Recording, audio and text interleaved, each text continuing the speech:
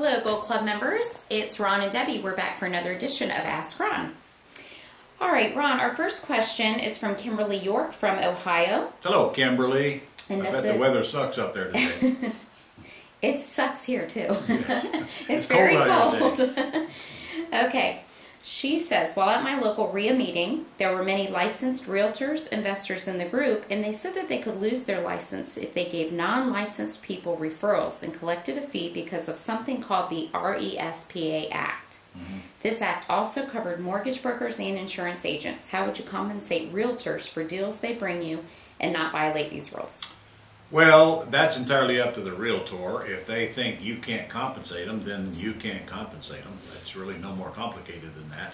They're actually incorrect on their assumptions because the information they're giving you is not for you to use to perform any of the 7 functions requiring a real estate license or a mortgage broker's license. But I'm not sure you're going to be able to convince them of that. Anybody can give you a piece of information by which you pay them for and not have to be licensed to do it or not. Does not contradict anything that I've ever seen in RESPA or any other law. But the short answer is, if they don't have the answer to that, you don't have the answer to that, and deal with people who want to deal with you. Okay, the next question is from Lillian Wiggins, and she's from New York.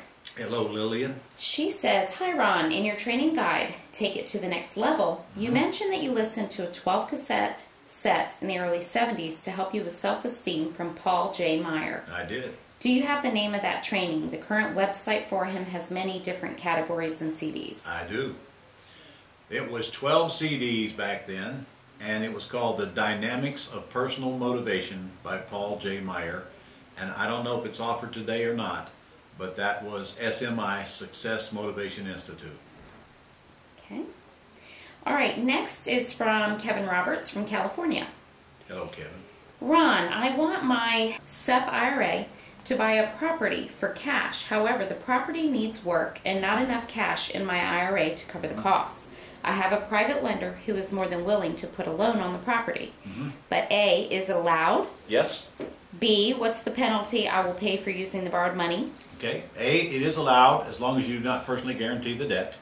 I get loans in my IRA all the time, but they're to the entity that owns the property, which is not my IRA. I actually have an LLC buy the property, or land trust, either one, and have them make the loan to the land trust, and the IRA owns the land trust. You just can't guarantee that note, nor can you personally benefit from that loan. So stay away from trying to suck any fees out of it for your personal gain. It all got to go in your IRA. The problem is now, if you do put debt on that, it is going to be a taxable event when you sell it, unless the debt is paid off a year before you sell it. So keep that in mind. Better you do the deal in the IRA and pay taxes on it, and have the balance of the remaining profit stay in there for life to grow tax-free, than to do it outside the IRA, pay taxes on it, and get taxed on everything you make on the remainder for the rest of your life as well. So still good to do it inside your IRA. Okay, next from Alvarez Norse from California. Alvarez, how are you? If you have a buyer and the seller is represented by a real estate broker, what can you do to make sure they can't go around you to make a deal? Well, if you have a contract with the seller, that's not going to happen anyway. No real estate agent is going to let it happen if they know about it. The question is how are you getting a contract from the seller? Well, that's right, the buyer is represented by a broker. If you have a contract with a seller, the broker is not going to try to take you out of the deal. They could lose their license doing that, so you need to not worry about that. You have a contract with a seller, you have legal rights. The broker has a fiduciary responsibility to not interfere with your contract. If they do, it's called tortious interference of a contract, and it'll be a bad day for the broker. Okay, we have another one from California. This is from Denise Buchanan. Hello, Denise. Hi, Ron. Just jumping off the cliff after listening to your foreclosure fortunes. Okay. I've never purchased a home or condo or building or any such large asset, and I am wasting money paying rent. I went through a divorce, got saddled with husband's bad credit, can't get a traditional loan. I would like to buy my own house first, and found a few in my area for sale through the ant farm. Can't tell if it is a deal or a dud. What's the best strategy for purchasing my own home? Is this a deal? Seller is living in Wisconsin. Yep. Property located in Florida. Which I assume is where she's at. She's from California. Well then, why are we buying a house in Florida from a lady in Wisconsin if we live in California? She said friend in Florida is looking after the property but not living in it. The property is 7 years old, purchased for $175,000. Seller has no mortgage on property. Keller Williams market analysis 2 months ago was 80 to 85K. Seller's asking 80K. Will take 73. All right. Well, listen, Denise. You don't need to be buying a property in Florida if you're in California. That's item number one. Number two, that's not a good deal anyway. They're asking retail price for it, and they're probably asking all cash.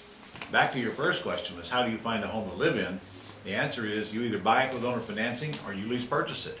You probably should get a hold of my Control Without Ownership course, which will teach you the ACTS and the Sandwich Lease Option program, where you literally walk into beautiful homes and control them with some form of a contract for a longer term in many cases, and you can move in if you want instead of selling it. So that's your next step. Learn Control Without Ownership. Learn how to do deals on pretty houses without using your money or credit, and that's what I do first. And while you're looking for deals, you will find your next residence most likely. Now, of course, if you know where you want to live in your marketplace, that's the area I would target with FSBO signs in front of the houses and ads on the internet if they'll give you the location. And maybe if you want to, you could even send some yellow letters to that area. Of course, you probably don't know what yellow letters are at this stage. You will learn that in your Control Without Ownership course and a couple of my other courses as well. So let's start with we call it the ACTS course. It's called Control Without Ownership. And by the way, for all of you listening here, mark down March 13th on your calendar and block it off, because I'm going to do a 5-hour ACTS seminar on a live simulcast on that day. So we just decided that. So right now, just block off the date and you'll get the details on it later. That's March the 13th. Okay. All right, next question from Mike Klebanoff, and he's from New Hampshire. Hey, Mike. He's got a question regarding proposing a lease option to the seller, and this is an objection that he foresees. And he's given you a little scenario here. The deal you're proposing to me, Mike, sounds okay as far as my payments being made either by you or the tenant buyer you locate, whom you're going to assign the option to. And it sounds okay, therefore, as far as you're preserving my good credit is concerned. But you're telling me that you want a 10-year lease option from me. What if you or the tenant buyer you find doesn't elect to exercise the option for that time? This means for the next 10 years, I still have this mortgage obligation in my name and on my credit. All right, Mike, listen. I assume you have my Control Without Ownership course. If the answer is yes, go back and let's do it again.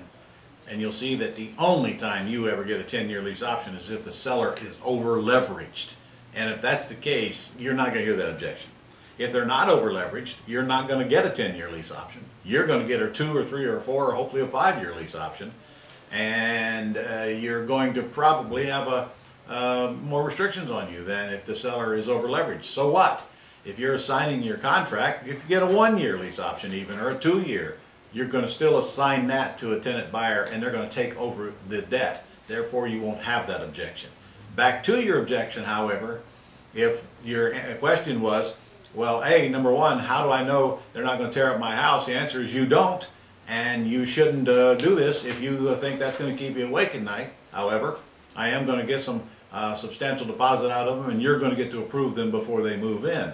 If your objection is, well, how do I know they're going to buy? Well, you don't, but they're going to have a financial stake in it, and they wouldn't move into it and give us the money that I'm going to get out of them without the intent to buy. No tenant is going to put up several $1,000s to go into the house. So if I have no guarantee that they're going to buy. If they don't, then call me and we'll go do it again until one of them cashes you out. If that won't work for you, then this is not the way you want to sell your house.